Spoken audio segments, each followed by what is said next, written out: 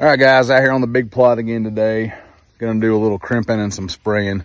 So I'm gonna crimp over what I got right now and then go hook up the sprayer and spray. But you can see here, all this stuff here is looking pretty good. There's the buckwheat. You can show you a little mat right here.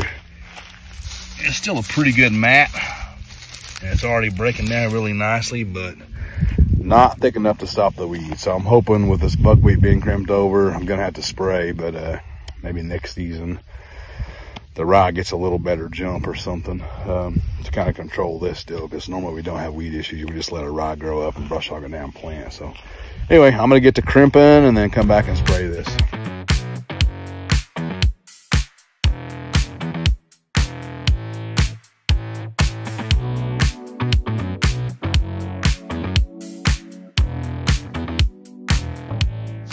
Okay, crimping's done.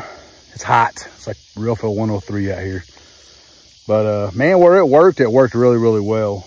Got a good thatch layer down between the rye and the buckwheat that crimped over. So I do have some weeds. I'm gonna come back and spray this. I'm late on crimping this stuff. Some of it already turned to seeds, so I do expect some seeds to pop up, but may not be a bad thing, because here where we're at in Arkansas, buckwheat's supposed to be a great cover crop that deer aren't attracted to.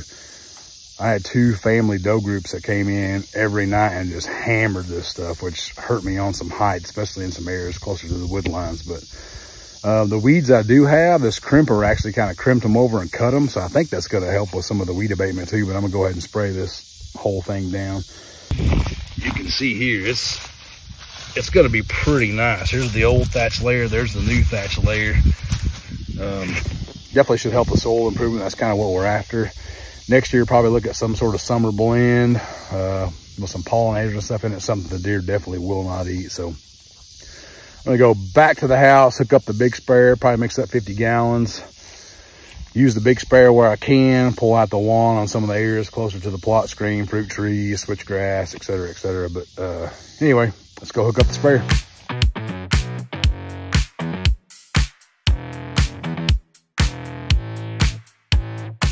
Step 2, got the sprayer all filled up with a little glyphosate and 2,4-D mixture.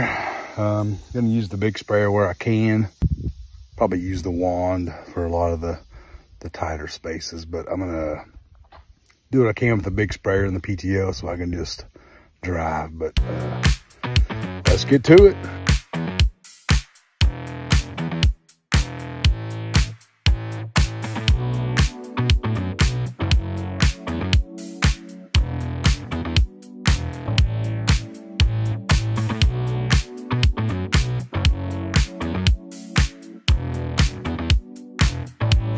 All right, that's a wrap.